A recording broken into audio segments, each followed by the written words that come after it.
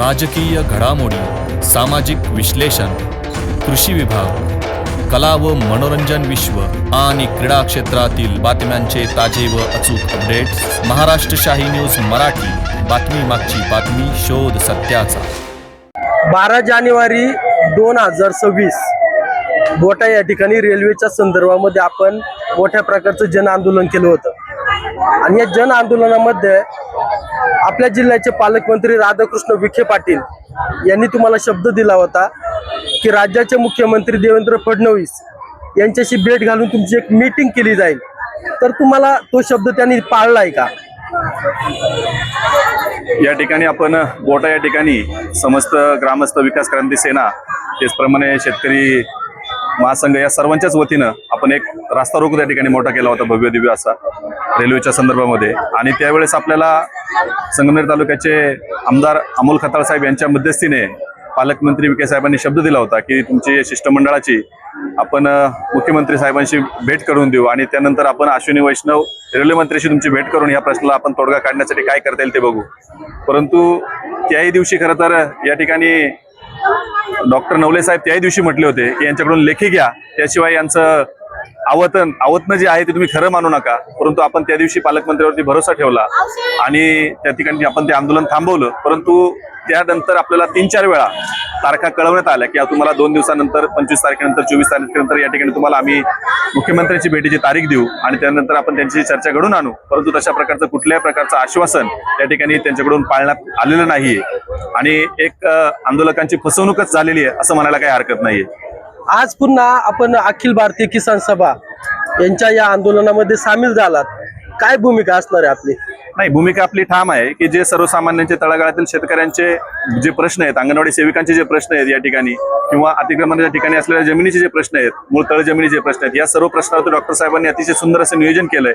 आमची विकास क्रांती सेना किंवा समस्त ग्रामस्थ, बेलापूर आणि पठार भागातील सर्वच ग्रामस्थ या ठिकाणी मोठ्या संख्येने यामध्ये आम्ही सहभागी झालोय. आणि त्याचप्रमाणे रेल्वेच्या मुद्द्यावर देखील डॉक्टर साहेब पहिल्या दिवसापासून आग्रही होते आणि त्यावेळेस आपल्या बोट्याच्या आंदोलनामध्ये देखील त्यांनी सक्रिय असा सहभाग त्या ठिकाणी त्यांनी नोंदवला होता.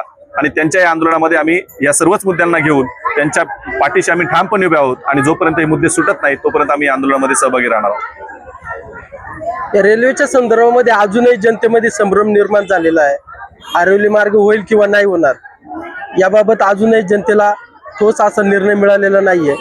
काय सांगाल याबाबत? रेल्वेबद्दलचा विषय जर बोलायचं झालं तर ह्या शासनाने, प्रशासनाने, प्रत्येकाने या ठिकाणी महाविकास आघाडी असेल किंवा आताची आघाडी सरकार असेल, या दोघांनी जनतेमध्ये संभ्रम पसरवण्याचं प्रत्येक वेळी काम केलेलं आहे. जनतेची दिशाभूल करण्याचं काम केलेलं आहे. खरं तर 900,000 कोटी रुपयाचा निधी ज्यावेळेस खर्च केला जातो, 4-4, 5-5 प्रकारचे सर्वे होतात आणि त्यानंतर तुम्ही JMRTचं कारण दाखवता, ही खरं तर या जनतेची सरळ फसवणूक आहे. या जनतेला सरळ त्यांनी वेड्यात काढलेलं आहे. खरं तर हा रेल्वे मार्ग इथून होण्यासाठी कुठल्याच प्रकारची अडचण नाहीये, परंतु काही राजकीय शक्तीने त्यांच्या वैयक्तिक फायद्यासाठी या ठिकाणी हा रेल्वे मार्ग वळवलेला आहे. कालही मुख्यमंत्री देवेंद्र फडणवीस साहेबांचं जेही स्टेटमेंट होतं, तेही जे स्टेटमेंट आहे ते न्यायसंगत अजिबात नाहीये. याचं कारण असं की ते मीटिंग करायला तयार नाहीत. ते म्हणतात केंद्र शासनाचं यामध्ये डिस्टर्बन्स आहे. परंतु ज्या वेळेस 3 सर्वे झाले, ज्यावेळेस ही महारेल ही जी कंपनी या ठिकाणी स्थापन करण्यात आली तिच्या अंतर्गत ज्यावेळेस 3-4 सर्वे झाले, हे 4ही सर्वे हे शासकीय होते, त्यावेळेस त्यांना त्या JMRT दिसली नाही का? आणि जर दिसली त्यानंतर ती काम बोरकाढून व्हायच्या अगोदर ते थांबायला पाहिजे होतं ना. त्यावरती 900,000 कोटी रुपये तुम्ही खर्च केलाय आणि हा पैसा तुमचा, आमचा, कोणाचा मंत्र्या-संत्र्याचा नाहीये. हा सर्वसामान्य जनतेच्या घामाचा पैसा आहे आणि 900 कोटी रुपये, 1000 कोटी रुपये तुम्ही आमचे वायाला घालवलेत आणि आता म्हणता तो रेल्वे मार्ग त्या ठिकाणी होत नसेल. आणि जर मला असं म्हणायचं, जर तुम्ही आताच त्या ठिकाणी डॉक्टर साहेबांनी देखील सांगितलंय की जर होत नाही असं तुम्ही म्हणताय तर मग या 900 कोटी रुपयाची भरपाई आमचे पैसे कष्टाचे, ते 900 कोटी रुपये तुम्ही आम्हाला सरकारला परत कसे देणार? ज्यांचा याच्यामध्ये डिस्टर्बन्स आहेत किंवा जे आता नाही म्हणतात त्या सर्वांनी ते वसूल करून द्यायची तुमची क्षमता आहे का, हे त्यांनी सांगावं. खरं तर हा रेल्वे मार्ग या ठिकाणावर होण्यासाठी कुठल्याही प्रकारची अडचण नाहीये.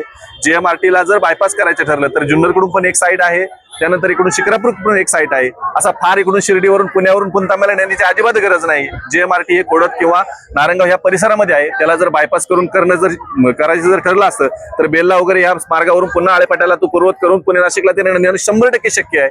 सर्व प्रकारचे या ठिकाणी पर्याय उपलब्ध असताना या ठिकाणी हे सरकार ह्या जनतेची आणि ह्या सर्वसामान्य जनतेची पूर्णपणे दिशाभूल करतंय.